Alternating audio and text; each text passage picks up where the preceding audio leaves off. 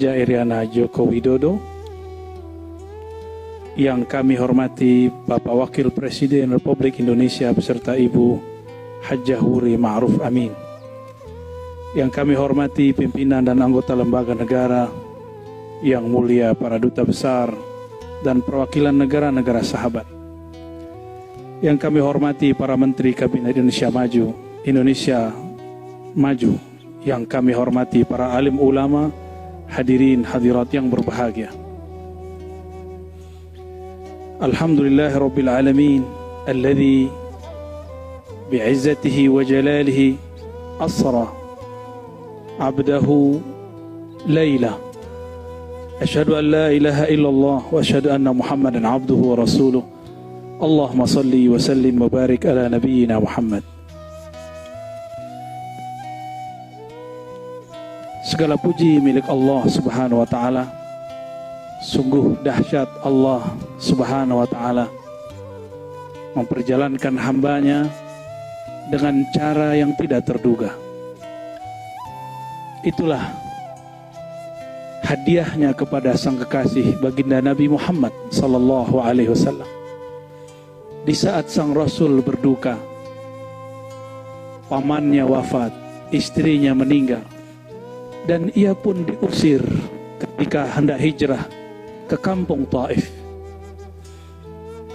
Diusirnya bukan dengan kalam-kalam verbal, tidak seperti diviralkan zaman sekarang. Dulu langsung secara fisik.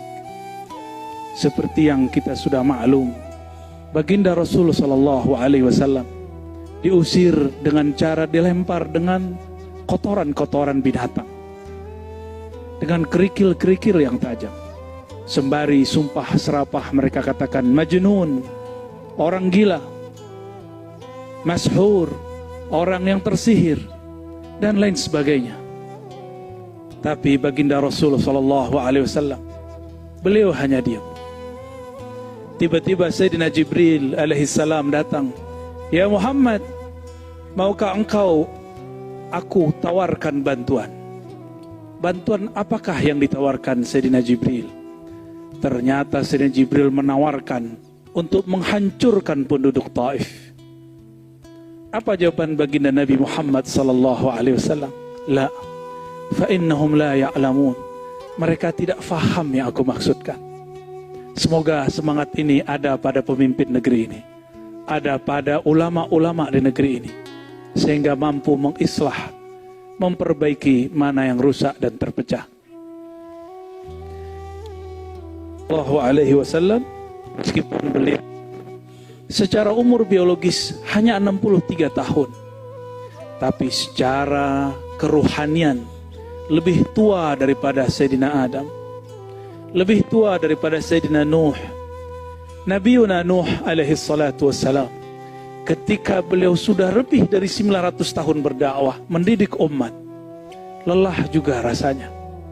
Akhirnya beliau mengatakan, ya Allah, jika engkau membiarkan generasi mereka hidup, maka generasi setelahnya akan lebih kufur dari kelompok ini, dari generasi ini. Maka hancurkan saja ya Allah.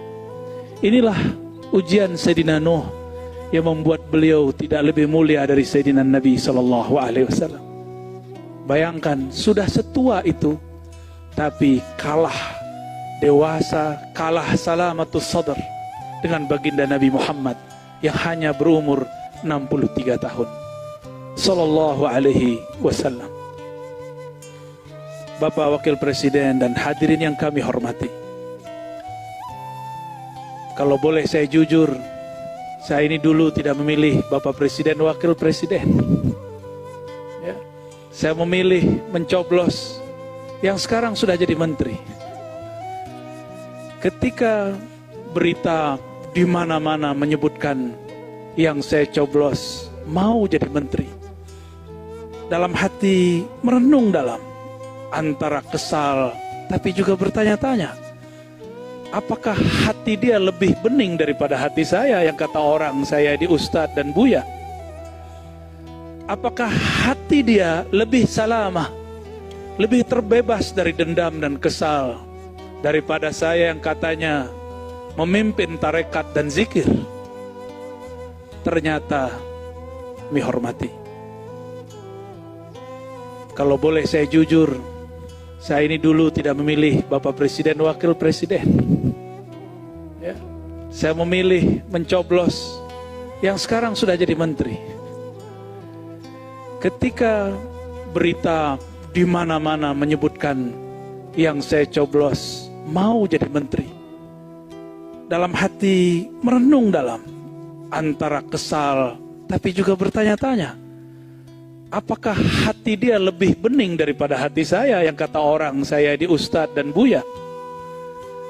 Apakah hati dia lebih salamah, lebih terbebas dari dendam dan kesal daripada saya yang katanya memimpin tarekat dan zikir? Ternyata disitulah jawabannya. Nabi SAW berdoa, Allahumma inni as'aluka salamatas sadr. Ya Allah, aku memohon kepadamu salamah, terbebasnya kebencian-kebencian dan dendam, kekesalan dari dalam dada. Ditambah lagi di semua kitab-kitab Ahlus Sunnah yang menjadi panutan mayoritas umat Islam di Indonesia, di situ ada kalimat kewajiban mendoakan para pemimpin. Wa in jara, meskipun dikabarkan dia zalim, meskipun dikabarkan tidak disukai, maka wajib mendoakannya. Ditambah lagi Imam Sya'rani mengatakan dalam kitab Al-Bahrul Mawrud,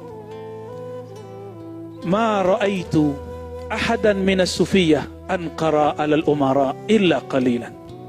Aku tidak melihat ulama-ulama ahli qalbu, ahli ma'rifat yang biasa kita kenal dengan sufi, bertarekat, kecuali mereka sedikit sekali ingkar kepada ulama dan umara.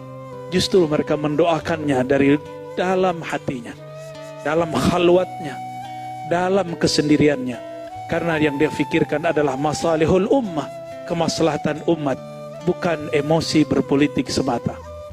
Semoga pemimpin-pemimpin negeri ini diberikan salamatus sadr. Terima kasih sudah merawat negeri ini. Semoga Allah membersamai pemimpin kita, ulama-ulama kita. Amin ya rabbal alamin. Bapak Wakil Presiden dan hadirin yang kami hormati, kisah Isra Mi'raj sudah banyak diceritakan, tapi karena memori manusia pendek, apa salahnya kita mengulang sedikit.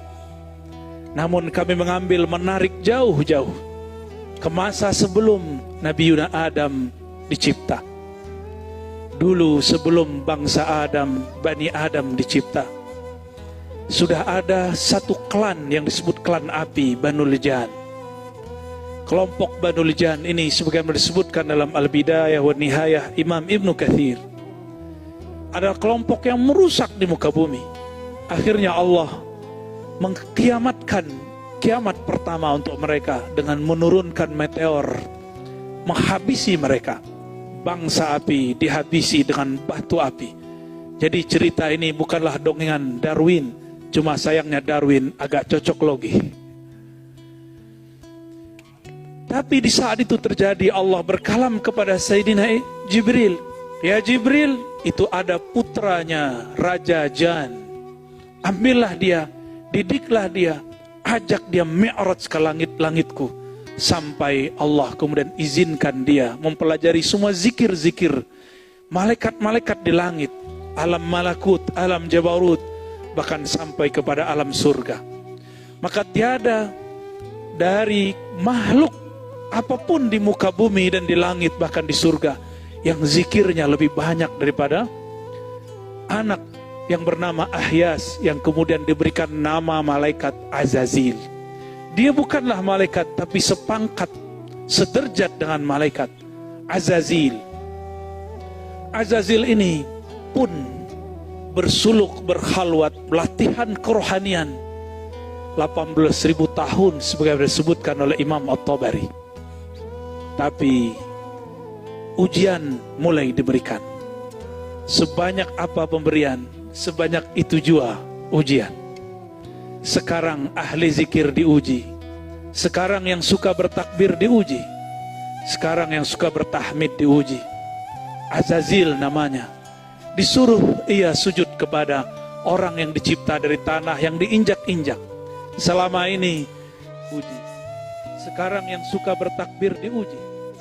Sekarang yang suka bertahmid diuji. Azazil namanya. Disuruh ia sujud kepada orang yang dicipta dari tanah yang diinjak-injak.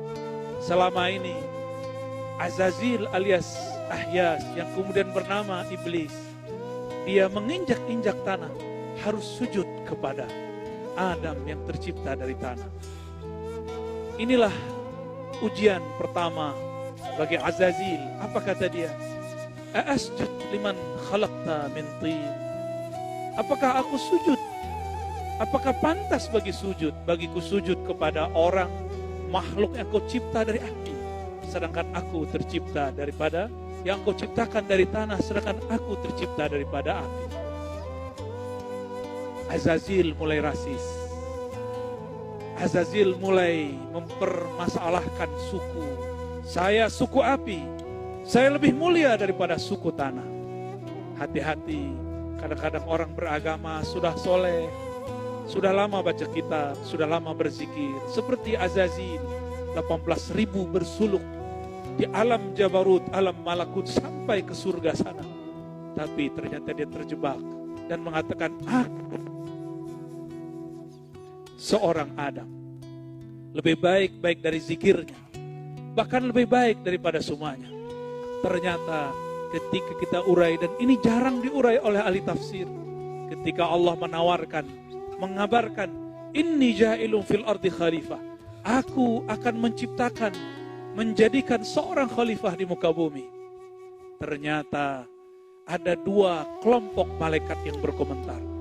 Ini dipisah dengan lafaz waw. Yang pertama mengatakan, ya Rabb, apakah engkau mencipta perusak dan pembunuh di muka bumi? Inilah malaikat-malaikat cahaya, lain dengan malaikat api. Dia mengatakan, wanah kawanukot disulak, kami zikirnya lebih banyak. Yang berbicara ini adalah Azazil, yang saat itu dengan malaikat-malaikat. Bapak Wakil Presiden, hadirin yang kami hormati, barangkali inilah ujian umat Islam di negeri ini. Tidak ada negeri dimanapun umat Islamnya lebih banyak dari negeri ini. Maka negeri ini pun paling soleh, paling banyak baca yasinnya, paling banyak baca tahlilnya.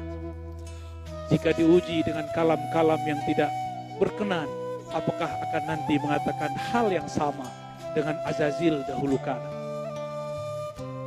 Inilah pendek ceritanya, akhirnya Azazil diusir dari surga, dan Allah mengatakan, apakah kamu minal alin? Apakah kamu bangsa yang sangat tinggi? Dengan itulah bergantilah Azazil dari nama mulia Azazil sebagai khazinul jannah, penjaga surga, menjadi iblis yang dijauhkan dari jalan kebenaran. Lain ceritanya dengan Nabi Muhammad SAW. Beliau sebelum diangkat ke langit, dimasukkan ke surganya, Allah membersihkan jantungnya, dadanya 2 kali. Tidak ada ini dalam sejarah Azazil. Allah bersihkan kolbu Nabi ketika dia berumur 7 tahun. Allah bersihkan kembali ketika hendak naik pada malam itu, malam 27 Rajab. Barangkali inilah saatnya kita mengambil pelajaran. Inilah perbedaan abadi antara mi'raj ruhaninya iblis dengan mi'raj